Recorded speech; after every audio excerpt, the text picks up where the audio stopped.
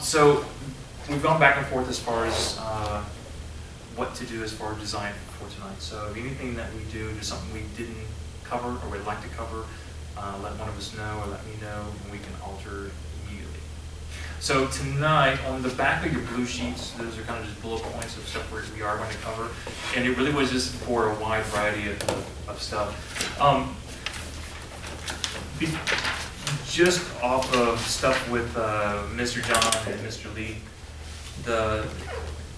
this probably we're going to stick with weapons and someone grabbing you. It can be anything from doing house or doing in office. Some of the stuff we won't be able to cover a lot of or kind of touch base on is the ground stuff. So if you're interested in that, we can certainly go over at a later time or tell you what it's called. You can look up on YouTube. And so what does it mean when you say ground stuff for people that haven't done self-defense? So if you're not on your feet, if you're really on the ground. Well, falling is more like gymnastics. This is if you're on the ground. Gyms don't fall. That's right, they don't. They never fall. So the stuff we're going to do this evening is primarily standing. We'll play with knives and weapons, guns, handguns. We won't get into long-range weapons, shotguns, or rifles. And again, I think we only have about an hour, so there's not a lot of time. So my expectation is just try to give you as much kind of a wide variety of knowledge. You know what's out there, different opportunities. So if something does look interesting or looks cool, something you want to learn more about, you certainly have an idea of all of it being exposed, what else is out there. So this is much more to kind of give you a little more knowledge on what to reference, look up, okay? My name is Traveler again. You have any questions? Holla. Let's get started. Good, sir. Let's do fish. So this is the first technique. So fish is done primarily is you're just gonna make one big circle, okay? One hand is perfect, but we're always going to teach with two hands. So he's going to basically cup his hands, make a big circle, okay?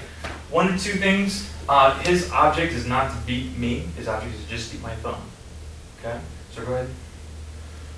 So for this, for practice, you use two hands when you make a big circle. So everyone's going to partner up. Okay? Why don't you get a partner up?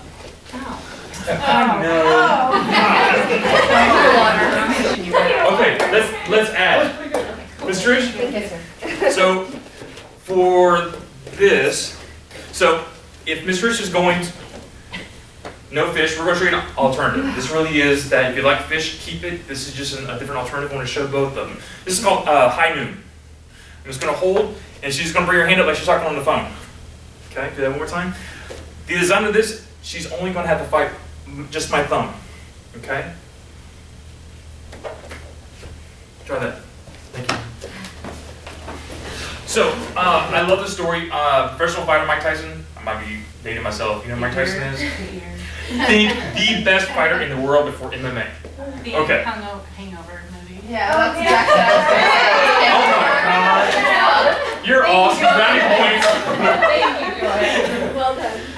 Mike Tyson, professional fighter in the 90s, got into a fight on the streets and broke his hand. So professional fighter, so he can break his hand hitting something, so can we.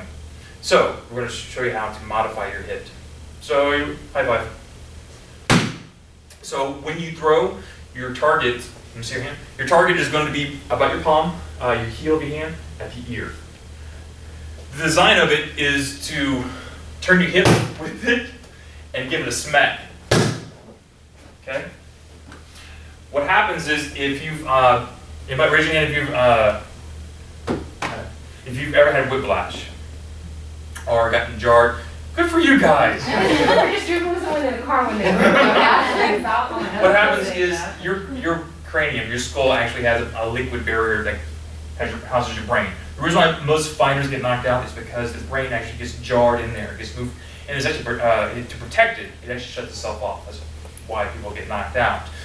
What this is designed to do the same thing. This is actually to cause a jar of the brain to move in the skull. It doesn't take a lot actually to cause you to get disoriented or to get knocked out. The reason why you're going for the ear is a couple different reasons. This is a very sensitive area, much nerve endings, and it's the center of your head, you can get jarred. If you ever want to get tested, I don't recommend I do it here, is you ask a really good friend and you say turn around and you just slowly get thumped in the head. As you do, we're good friends. As you do, you'll feel your eyes starting to shift back and forth. This is your brain sloshing around. Okay? So what you guys are going to do, so we're going to add this in a bit to fish in the high noon. You guys are basically going to give us high fives. Okay? In order to throw, you're going to go from the side, and I'm going to go from here. And you're going to turn your, like a baseball bat, you're going to leave your arm relaxed, and you're going to come up, boom. You know what Dave Chappelle is? I can work my analogies. What do the 5 fingers say to the face? Slap. So basically, you're going to slap this. Okay? So, partner up. There you go. If you're comfortable with it, so as they start slapping, incorporate this into fish. So, can I borrow you? So what's going to happen is, high five. So high five. So basically bring this hand up. That hand that just broke out loose is going to just come in and hit. Okay? So you're just going to incorporate it. So as soon as you break out, talk on the phone, then smack. Okay? So you want to incorporate in your movement. I know, we're going to show them. We're going to play super bass. Super bass, and this is basically going to be an add-on to fish. This doesn't happen. I'm not going to stand here and be stagnant and say, hey, I got you. Yeah, I win. Let me go. I'm going to pull him. Okay? So as I pull him, he's basically going to drop down, and he's going to basically find a good pattern. So what we're going to do is we're just going to pull you. And I want you to find a comfortable spot. Most of your weight is going to roughly about 70% of your body weight, about 30%. And it is just enough leverage. If I try to pull him, he can hold stagnant. Okay? If you get pulled and try to play high five a fish, it's not going to work. The reason is because you have to have some leverage in order to make some movement. So if you're in motion, you're not going to be able to get anything pulled up or to swim. So you have to have a brief moment where you actually have to drop yourself, and then you can move. Super bass. Break. So you got super bass. So the same principle. So let's do, we're going to get pushed from, instead of being pulled, you're going to get pushed. So he's going to drop his base. I'm going to try to push him. His hands, I'm actually holding here instead of here. Okay? This is more designed that you can push against the wall or someone is pushing you back. So his back leg is just going to firm up. He's going to lean his weight into me.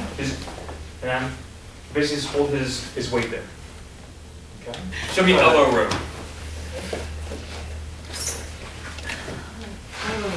So for this, since my hands are up, she's basically going to bring her hands to her sternum. And she's going to bring her elbow just higher than my wrist and just push down. Okay? Both hands, same principle. Just going to row. Doesn't matter which one you row. From here, if you happen to get, just to add, so if you get too close, so she elbow rows, sister, and you can push, you always can use your elbow in the block. Okay? Be careful of your partner. Don't dislocate their jaw. If it does, we'll set it in. Don't crack. Let's get set. So, a couple different ways if someone approaches you, or people approach you, and not wanting to get into a fight. You want water? This is water time. If he's approaching me and I feel threatened, don't do this because I'm going to escalate him. So there's four things that pretty much we teach. Talk with your hands. So if he's feeling looking threatening, like I apologize, yeah. If you're aware of it, turn your palms in. This is a threatening. This is an aggressive. This is less aggressive. I apologize. I'm not sure what you're talking about. Yeah. Scratch your elbow. Because it really is, if he comes in, I'm stretching my elbow, I can still use this to cover or block. Use the thinker? Really, that's wonderful. This covers and this covers. The last piece is keep your dominant hand by your abdomen, the other hand on top. And that is, if he pushes or tries to grab, covers my left hand, which is not my dominant, this hand's still free. Okay? So again, do that with me. So talk with your hands. Da da da da da. If you remember, turn in like this. I don't know what you're talking about. You're so crazy. Scratch your elbow. You used to call it the spear. So you may not want to square off. Not want to turn off just a bit. You can scratch your elbow. Man, I got poison ivy, hopefully you won't attack me. And then the other piece is the thinker. I don't know what you're talking about. Did that smell that? Or the last piece is keep your right, if you're right hand dominant, just stays at your diaphragm, other hand's at the top. And so if somebody pushes or tries to get covered, they have your left hand just instantly. Well, so there's a difference between shoving and pushing. Heard of that? Popping, maybe? No, okay. So shoving is pushing through someone. So that means I'm going to basically take my body weight and I'm going to push and I'm going to just drive them off, right? Thank you for bringing that. Okay? Popping means instead of trying to go through him, I'm really just going to try to pop him away. It's almost more like a mosquito or something where I don't really want to touch him, but I really want to make an impact. Does that make sense? So I don't want to touch you, but I want to take care of you. So, watch this. So she's gonna do it again. Keep in mind the, she's like, if you ever had that car door, it's closed, but it's not closed all the way, you gotta give it a quick little pop, it's the same thing. Her target she's shooting for is this, right on the inside of my shoulders. The principle is to cause my head to gyrate. She's gonna do it again. Watch my head. Okay. See how far? She's gonna run up to me. Come on, come here. There you go. So I'm just going to pop. That was very, very light. So, shoving and popping. Stop pop a lot. Do you know what that is? Oh, I feel so lonely. Okay, so everyone here is going to kind of close that car door. Okay? I'm not going to do it on them though. Okay, I just want to see what it feels like. You're going to do it on me. Okay? Remember first? Alright. Alright. This is all you. Somebody comes up, has a gun right at you. There's a very simple concept that first things, do not panic. Remain calm. You have very limited choices. One of them is very simple. You want to be able to get, remember that move we were doing where we were turning the wrist around using the fish? It's the same concept. We're going to bend the wrist right here. One hand goes in, gets the knife out, or the gun. Do you know this one? Well, he kind of shot with a pencil. So one hand will get the barrel out of the way, and you kind of turn as well a little bit. The other hand at the same time will come up and grab his wrist, not his arm or not his hand, but right at the wrist. And what's going to happen is I'm going to make those two turn. This hand comes back to my pocket, while this hand grabs the gun and pulls it out as I step back. That's fancy. Joke's on you. Just so you know, this is just an air pistol. This is not a real pistol. So, and of course, there's nothing in here. Do you wish, so this looks like live. Whoa, damn. So, Like, do it again. Oh. Yeah. So keep in mind, all you're going to do is everybody clap. Now, act like you've been spinning in a circle too much. You clap like this. Okay? That's exactly what he's doing. So, you're actually never going to grasp anything. So the hand that takes the barrel, he's going to come right across the base of the knuckles. And his thumb actually is going to hang out. The other one, actually this is going to swoop in, and this is designed to go down to his waist. And it is the thumb at the point will just basically just lift. The goal is first is to just turn the gun 180 degrees, use that thumb, and just pull it back. Okay. So here's the game. So if he moves, I can pull the trigger. Okay. Everybody got that? So if he moves, I can pull the trigger. I was in the middle of pulling. No, I'm sorry. No, that's perfect. Ready? All right. So here, you want to shoot him? If he moves, if he moves, you can pull the trigger. Okay. If he moves, you can pull the trigger. Oh, okay. All right. Is it ready to go? Yes, ready to go. So just so you know, Thank you. so there is no pellets in it. There's no air in it. So Just a lot of attitude. so the game is if you see him move, you can pull the trigger. Okay. Did you get it? Did you start? No, I was just wanting to watch. Try it one more time. Okay, I tried. You want to try I it? missed the thing. Okay. Try it. You So did it so fast I missed so if he moves, you can pull the trigger. the trigger. I mean, she's got a frog. But I don't have the 20. Raise your hand if you know what a trebuchet is. Not a word, not a word. Does everybody know what a trebuchet is? Oh, come on, this is the one, Cheyenne, you're supposed to say, I know. Yeah. Yes! She knows what a trebuchet is. What is it? It's a pumpkin thrower. This one's called a catapult, which is similar to a trebuchet. Trish? So, actually, sorry. So, this is typically designed if someone is much taller and with two hands. Okay. Take your dominant hand. Take your dominant hand. You're going to bring this just up above your head, and you're going to step up at the same time with the other hand. You're basically going to feed this and pull straight down. Okay. Whatever, it's all I know. We're on the same level right here. So again, you're just going to take your dominant hand, and it really doesn't matter which one. If you're comfortable doing left or right, you're going to basically push it straight up. The other hand is going to step up, the same foot, same hand, so I'm coming underneath. You're going to feed it, reach up, and grab, and pull straight down. Okay? All right. So she's going to demonstrate, and she'll teach it.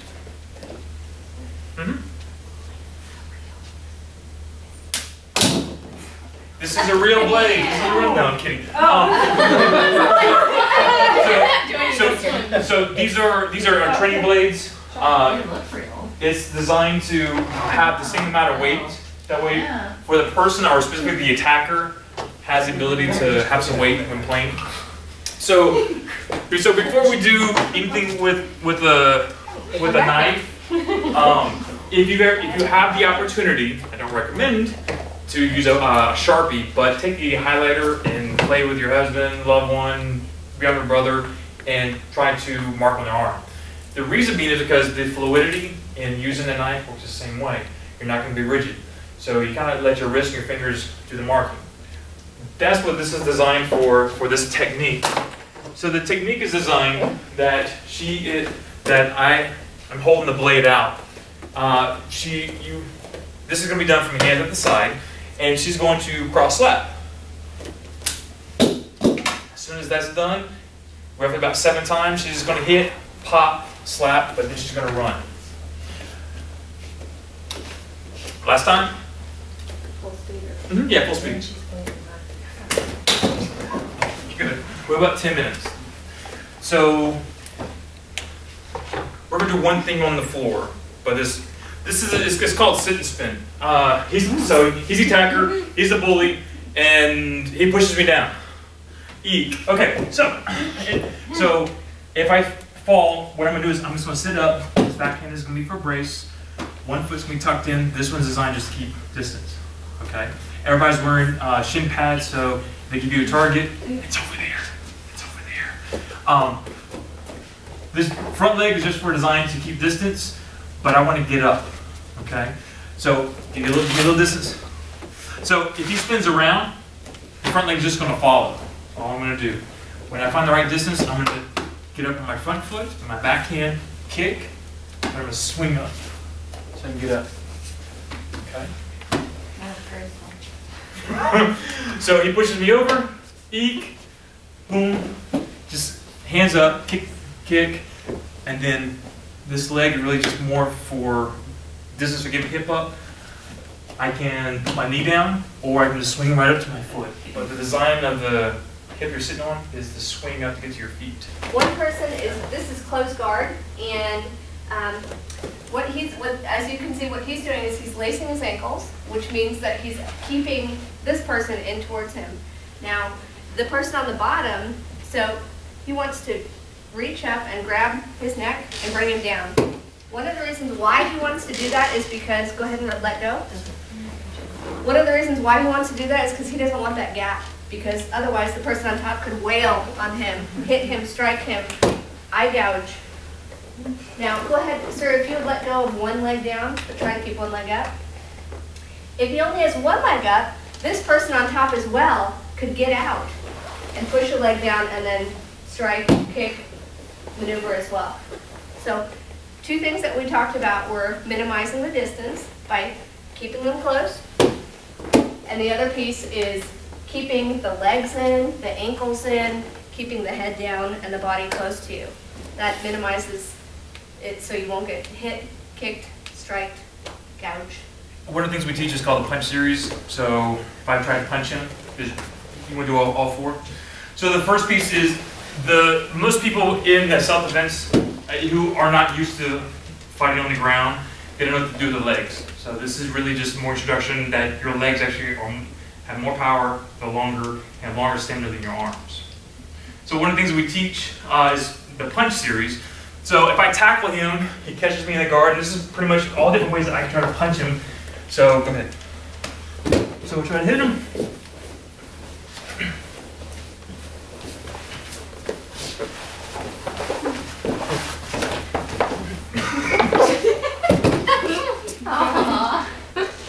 Okay.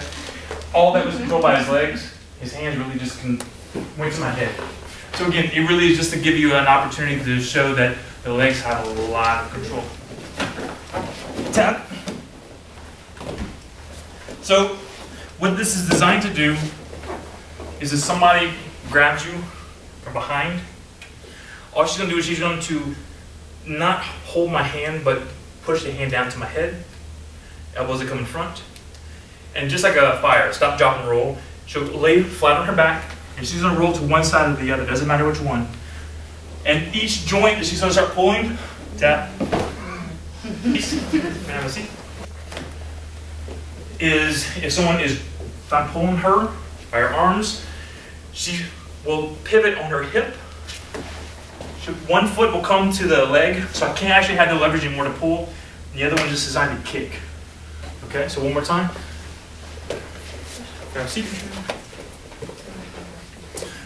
So my goal is to get her off the mat. Okay?